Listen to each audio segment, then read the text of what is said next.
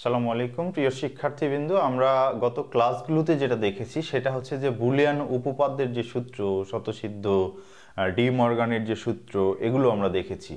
এখন আজকে থেকে আমরা যেটা শুরু করব সেটা হচ্ছে বুলিয়ান সমীকরণ কিভাবে সরলীকরণ করা হয়।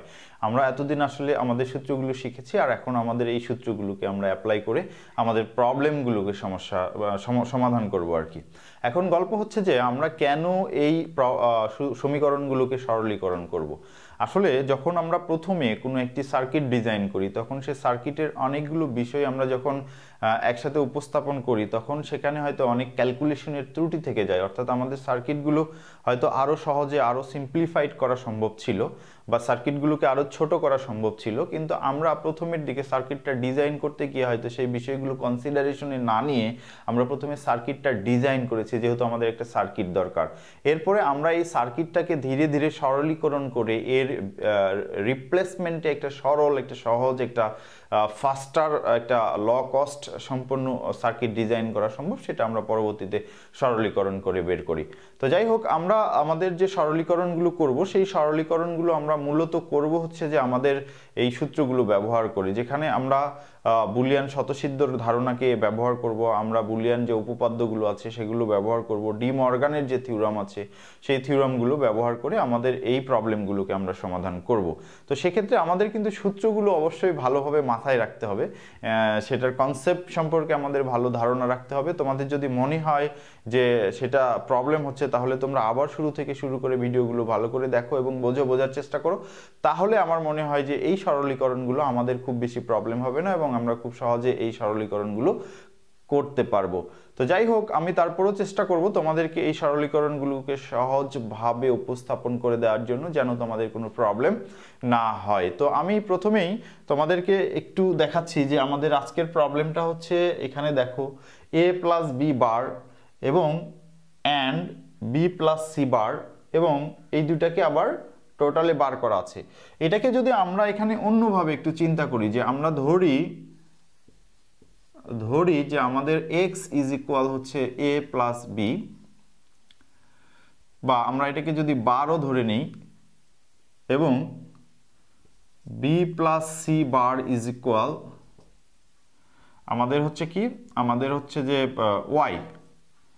তো তাহলে আমাদের এই সূত্র, অর্থাৎ আমাদের f সমান আসলে কি দেওয়া আছে, x প্লাস ওয়াই, তার উপরে x অ্যান্ড y, তার উপরে বার দেওয়া আছে। দেখো, তো এই যে সূত্র x অ্যান্ড y বার, এটা কিন্তু আমাদের যে বুলিয়ান স্বতঃসিদ্ধ আছে, আমাদের যে ডি মর্গানের থিওরাম আছে, সেটার 2 নম্বর সূত্র, যেখানে আমরা দেখেছিলাম a and B bar is equal হচ্ছে a bar plus B bar. আমরা কিন্তু এটা দেখেছিলাম। তো এটার মতোই আমাদের মনে হচ্ছে। তাহলে এই সূত্রটাকে যদি আমরা এখানে অ্যাপ্লাই করি, তাহলে আমরা দেখতে পারি যে এখানে x বার প্লাস ওয়াই বার। একটা জিনিস আমরা তোমাদেরকে বলেছিলাম যে আমাদের এই ডি মর্গানের সূত্র আমাদের কি সহায়তা করে, আমাদের সহায়তা করে যে আমাদের গুণগুলোকে যোগ করে দেয় এবং আমাদের যোগগুলোকে গুণ করে দেয়। তো আমরা যদি কখনো যোগ থেকে গুণ বা গুণ থেকে যোগে যেতে চাই, তাহলে অবশ্যই আমরা ডি মর্গানের সূত্র ব্যবহার করব, যেটা আমরা এখানে এই মুহূর্তে করলাম। দেখো, আমাদের কি ছিল, x অ্যান্ড ওয়াই ছিল, আমরা সেটাকে x প্লাস ওয়াই রূপে পেলাম। সেক্ষেত্রে আমাদের হোল বার ছিল, সেটা আলাদা করে বার হয়ে গেছে, সেটি ভিন্ন কথা। তো এই ছিল আমাদের কনসেপ্ট। এখন আমরা আমাদের যে সমীকরণ আছে, সেখানে আমরা যদি এই সূত্রটা অ্যাপ্লাই করি, তাহলে আমরা এটাকে সহজে সরলীকরণ করতে পারবো। তাহলে আমাদের দেয়া আছে, আমাদের কি দেওয়া আছে, f is equal a plus B bar into B plus C bar, তার উপরে বার। তাহলে আমরা বলেছি যে আমরা x ধরেছি কাকে, এই যে a বার, এই সংখ্যাটাকে আমরা, বা এই রিলেশনটাকে, বা এতটুকুকে আমরা বলেছি x এবং এতটুকুকে আমরা বলেছি y।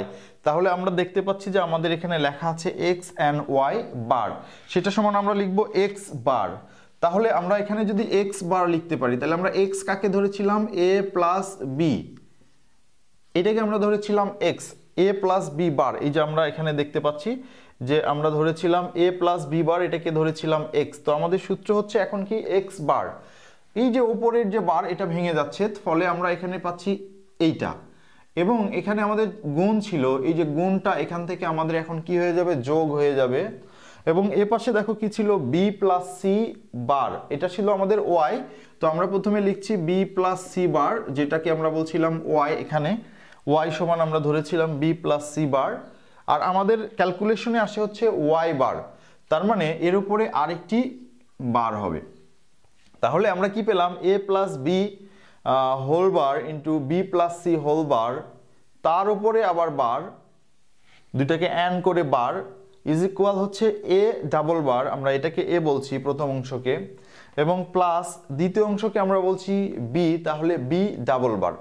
এখন আমরা একটা সূত্র তোমাদেরকে দেখিয়েছিলাম যে A double prime is equal হচ্ছে এ, তোমাদের মনে থাকার কথা এই সূত্রটি, A double bar is equal A, অর্থাৎ কোনো কিছুকে দুইবার নোট করলে আবার ওই জিনিসটি আমরা ফিরে পাই। তো সেক্ষেত্রে আমরা এখান থেকে কি লিখতে পারি, এ প্লাস বি, আর এ পাশে আমাদের যে ছিল এটা ডাবল বার সমান হচ্ছে বি প্লাস সি। তো আমরা দেখো এখানে পেলাম, তো আমরা এখানে নোট দিয়ে দিতে পারি এরকম করে, এখানেও আমরা নোট দিয়ে দিতে পারি, এখানে আমরা নোট দিব হচ্ছে যে কি A and B whole bar is equal হচ্ছে এ বার প্লাস হচ্ছে বি বার, এবং আমরা এই দ্বিতীয় লাইনে কি নোট দিব, এ ডাবল বার সমান এ, তাহলে আমরা বলছি যে এ ডাবল বার সমান হচ্ছে এ। তাহলে আমরা কি পেলাম, A plus B plus C. তো এইটাকে আমরা যদি একসাথে লিখি তাহলে আমরা লিখতে পারি ব্র্যাকেট উঠায় দিয়ে এ প্লাস বি প্লাস সি, ঠিক আছে, এইটা হচ্ছে আমাদের ক্যালকুলেশন। তো সেখান থেকে আমরা একটা জিনিস দেখতে পাচ্ছি যে বি প্লাস বি, তো আমরা একটা সূত্র পড়েছিলাম যে এ প্লাস এ ইজ ইকুয়াল হচ্ছে এ, তাহলে বি প্লাস বি এটা সমান আসলে কি হবে, বি প্লাস বি সমান হবে বি। তো আমরা এতটুকু যদি ব্র্যাকেটের মধ্যে লিখি তাহলে লিখতে পারছি এ প্লাস বি প্লাস সি। আমরা এখানে এসে বললাম যে যেহেতু আমাদের কি যে এ প্লাস এ ইজ ইকুয়াল হচ্ছে এ, তো দেখো আমাদের এই সরলটা হয়ে গেল। আমরা এটা ফাইনালি কি ক্যালকুলেশন দেখলাম হচ্ছে এ প্লাস বি প্লাস সি, অর্থাৎ একটা সার্কিট যদি আমরা এইভাবে তৈরি করি সেইটাও যে আউটপুট দিবে ইনপুটের বিভিন্ন সমাবেশ বা বিভিন্ন কম্বিনেশনের জন্য, ঠিক একই আউটপুট দিবে যদি আমরা এই তিনটাকে যোগ করে দিই বা অর করে দিই। তার মানে এই কমপ্লেক্স সার্কিটটাকে আমরা খুব সহজে এই সহজ সার্কিট দ্বারা রিপ্লেস করতে পারি। যদি আমরা এই কমপ্লেক্স সার্কিটকে সহজ সার্কিট দ্বারা রিপ্লেস করি তাহলে আমরা কি সুবিধা পাবো, আমরা সুবিধা পাবো ক্যালকুলেশনে, আমাদের কমপ্লেক্স ক্যালকুলেশনটা খুব সহজ হয়ে যাবে। আমরা সুবিধা পাবো আমাদের এখানে লজিক গেট, আমাদের এই অধ্যায়ের যে মেইন উপাদান, সেই লজিক গেটের সংখ্যা এখানে যা লাগবে এখানে তার চেয়ে কম লাগবে। আরেকটি জিনিস আমাদের যেটি হবে যে খরচ কমে যাবে, যেহেতু আমাদের লজিক গেটের সংখ্যা কমে যাচ্ছে, তো একটা জিনিস তৈরি করতে গিয়ে আমাদের যখন উপাদান কমে যাবে, উপাদান কম প্রয়োজন হবে, তখন আমাদের কস্টিংটা আমাদের কমে যাবে। তার মানে আমরা একটা চিপার, আমরা খুব ল কস্ট বা অল্প খরচে আমরা একটা সার্কিট ডিজাইন করতে পারবো। ঠিক আরেকটি কাজ হবে সেটা হচ্ছে এর স্পিড বেড়ে যাবে, কারণ এখানের এই কমপ্লেক্স ক্যালকুলেশন করার জন্য কম্পিউটার যে সময় নিত তার চেয়ে খুব অল্প সময়ে আমাদের এই সহজ ক্যালকুলেশনটা আমাদেরকে করে দিতে পারবে। ঠিক এভাবে আমরা আমাদের সার্কিট থেকে বিভিন্ন ধরনের সুবিধা পাবো যদি আমরা সার্কিটটাকে সিম্পলিফাই করি। তো তোমরা জানো যে আমাদের প্রযুক্তির ক্ষেত্রে যেটা হচ্ছে, আমাদের প্রযুক্তি প্রতিনিয়তই আপডেট হচ্ছে এবং আমাদের প্রযুক্তির দাম ধীরে ধীরে কমে যাচ্ছে। এর মূল কারণ হচ্ছে আমাদের এই বুলিয়ান সমীকরণ সরলীকরণ। তো আমরা যেহেতু বুলিয়ান সরলীকরণ করছি বা বুলিয়ান সমীকরণগুলোকে সরলীকরণ করে নিয়ে আসছি, এই কারণে আমাদের ডিভাইসগুলো ফাস্টার হচ্ছে, আমাদের ডিভাইসগুলোর ক্যাপাসিটি বাড়ছে, আমাদের ডিভাইসগুলোর খরচ কমছে। এই হলো আমাদের বুলিয়ান যে সরলীকরণের মূল ধারণা। তো তোমরা অবশ্যই এই বুলিয়ান সমীকরণগুলোকে সরলীকরণ করার জন্য যে বিষয়টি মাথায় রাখবা যে আসলে এই টোটাল জিনিসটা যে অবস্থায় থাক না কেন, এখানে একটা জিনিস আছে দেখো, এ প্লাস বি বার, এটাকে কিন্তু আমরা কখনোই আলাদা করে আগে ক্যালকুলেশন করতে পারবো না যতক্ষণ না এই বার উঠে যাবে, বা এটা পারবো তো আমরা ভিতরের অংশটাকে আলাদা করে ক্যালকুলেশন করব না, আমরা বাইরে থেকে আসবো এবং আমরা ব্র্যাকেটের অংশটাকে আগে ধরে নিব একসাথে, তারপরে সেটাকে আমরা সরলীকরণ করে এরপরে ব্র্যাকেটের ভিতরে ধীরে ধীরে আমরা সরলীকরণ করব। আমরা ব্র্যাকেটের ভিতর থেকেও যেতে পারি, সেক্ষেত্রে হয়তো আমাদের ক্যালকুলেশনগুলো আরো কমপ্লেক্স হয়ে যাবে। তাই আমি চেষ্টা করব যে এখানে কোথাও ডি মর্গানের উপপাদ্য আছে কিনা, কোনোভাবে ডি মর্গানের উপপাদ্য ফেলা যায় কিনা, এই বিষয়টা আমাদের খেয়াল রাখতে হবে। আমরা ডি মর্গানের সূত্রকে যত বেশি ইমপ্লিমেন্ট করতে পারবো আমাদের সমীকরণগুলো, তত সহজে তত অল্প সময়ে আমরা সরলীকরণ করতে পারবো এবং আর কমপ্লেক্সিটি কমে যাবে।